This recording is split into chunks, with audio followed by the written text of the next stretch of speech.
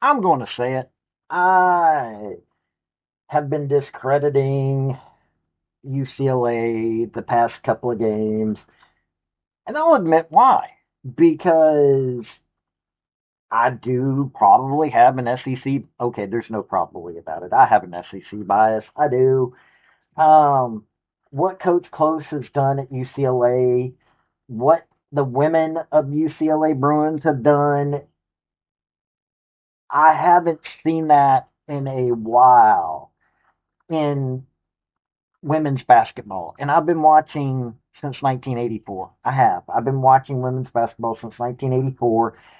And I am going to read off to you some shooting stats that unfortunately there's some folks that have been, me included. Now, I have been mentioning it, but some have been glossing it over.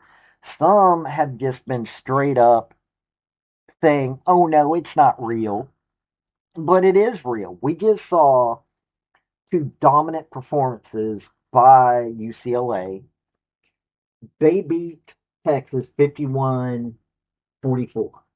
And let me tell you something, to go that low of scoring when it comes to an SEC school, especially Texas, to hold them to that, Lauren Betts was beyond phenomenal. And then 79-51 against South Carolina. I mean, you're holding Dawn Staley, South Carolina, that way. Lauren Betts, as a center, controlled the inside.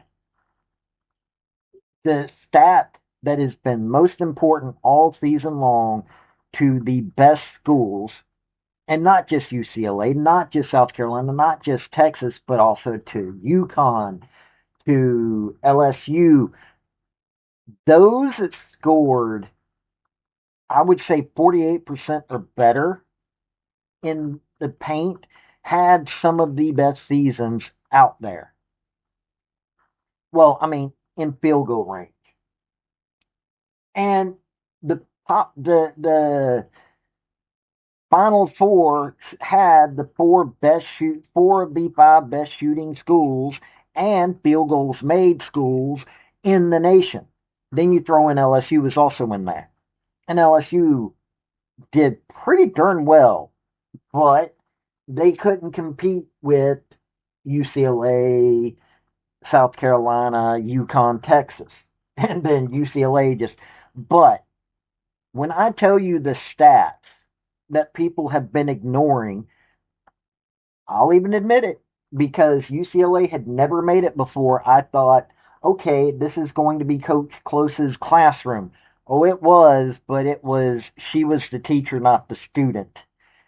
Wow. And Lauren Betts, I have a whole new appreciation for Lauren Betts in a way that I already liked Lauren Betts to a degree, but I've been ignoring most centers because I've been paying attention to Clara Strack. I've been paying attention to Medina Okada. I've been paying attention to Reagan Beers because SEC bias that I've already admitted that I have.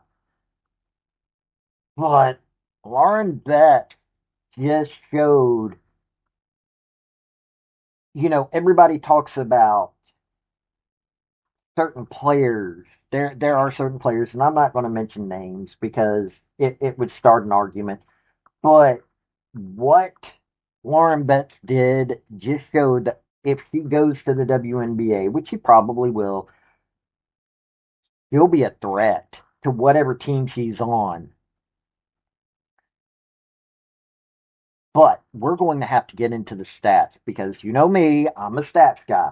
Also, I'm going to start putting Academy Sports as we can do advertisements now or whatever. And I don't know how it's doing. I haven't watched my videos to see where Academy Sports is. But hey, if you want to get into Academy Sports, if you need sports equipment, if you need outdoors equipment, hey, I've got this all linked to Academy Sports. So hey, help me out. It really will help me out. So let's get into this.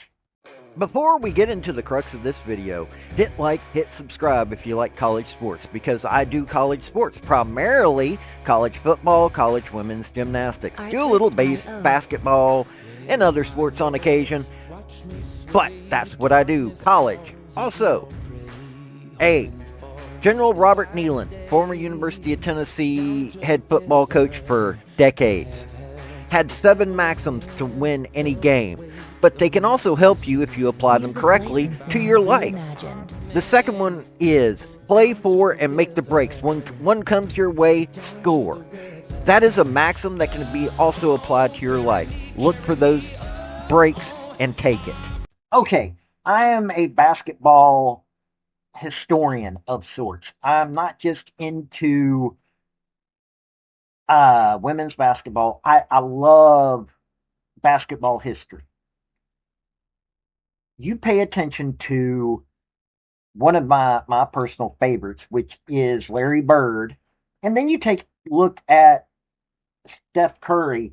50, 40, 90 is an important number. If you don't know 50, 40, 90, then you're missing out. But Lauren Betts, top scorer, 17.2 points, whatever, 58.2 field goal percentage, 68.1 free throw percentage. Really good in the paint, not so good free throw line, doesn't make three-pointers at all. But Kiki Rice, field goal percentage, 49.1%, 37.8 three-point number, or percentage, 90.6 free throw percentage. Really close to that 50, 40, 90. Gabriela Jaquez, 53.8 field goal percentage, 38.7 3-point percentage, 85.6 free throw percentage. That 50, 40, 90 number again. Gianna Kneepkens, 50% field goal percentage, 42.9 3-point percentage, and 93% free throw percentage. Hey, there's that 50, 40, 90. Not so close, but Angela Dukelich, 50.2 field goal percentage, 33% three-point percentage, and 75% free throw percentage. That is your number 5 player on the team. Yeah, she was getting kind of close in a couple of areas, but not quite there.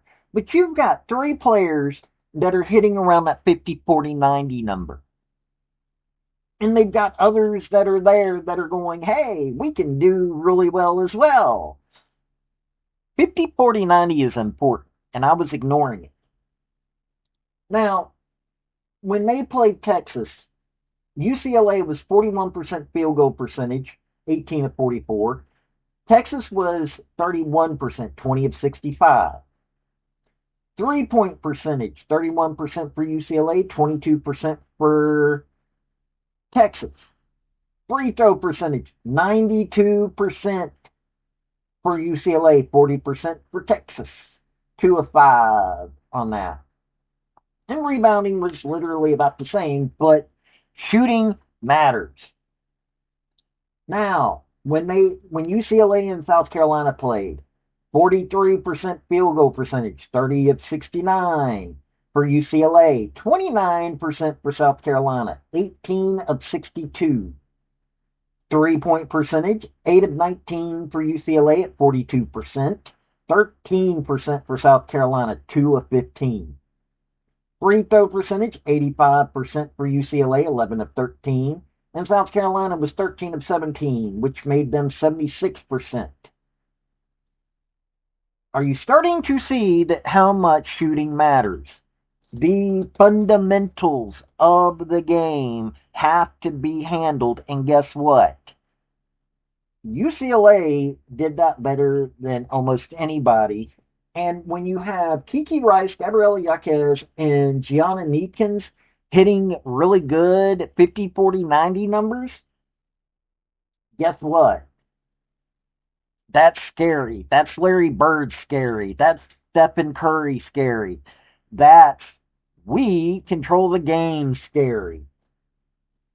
50, 40, 90 is a number that I'd been ignoring. I will admit it. I've been glossing it over a few times. I did mention it, but I've been glossing it over because I thought the SEC, being the SEC, yeah, but those three, wow.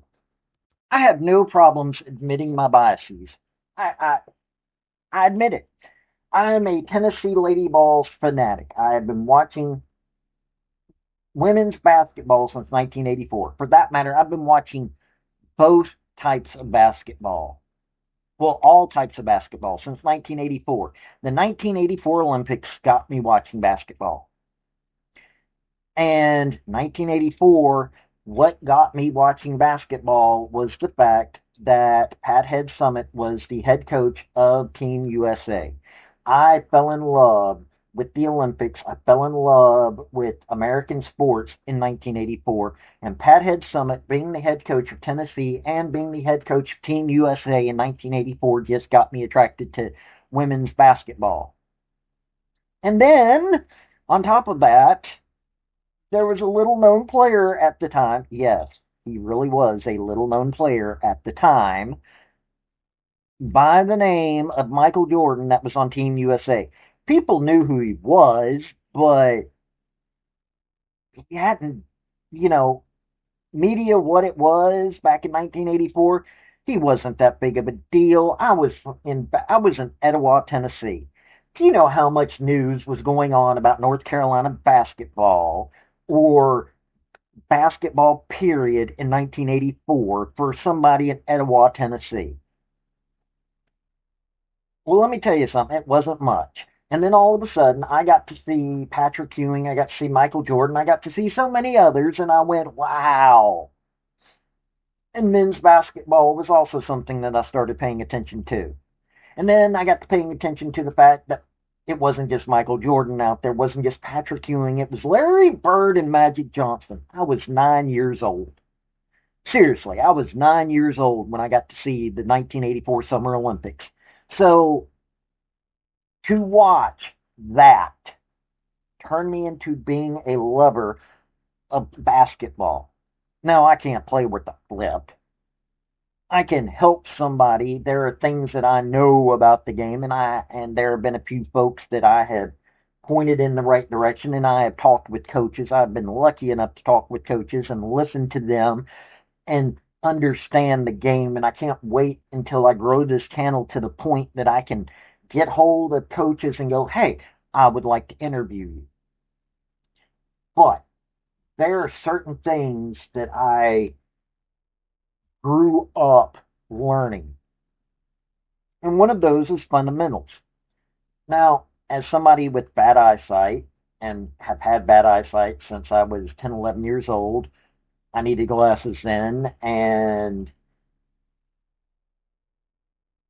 I'm double jointed, and let me tell you something. When you're trying to shoot the ball, it is near impossible to find a coach on any level that at that time that was going to teach me how to shoot a basketball when I'm double jointed because my arm extends oddly, and so I have to learn how to shoot differently. And well, when you've got so many others that are more inclined to be able to shoot correctly, you don't get to do it. So I had to become a stats guy. I had to become the fan. And I really get into stats. And I've helped others with stats. And let me tell you something, that 50, 40, 90 means something. It does. 50, 40, 90 means something. And UCLA having three players that are at that 50, 40, 90 mark shows you that somebody was teaching them that there are certain fundamentals that you've got to have. Not only did they teach them, they learned that lesson.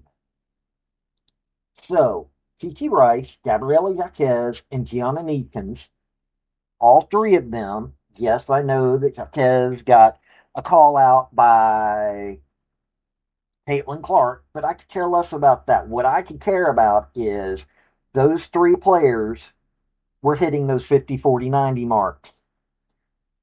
That was something I should have been paying attention to, but I didn't because I have an SEC bias.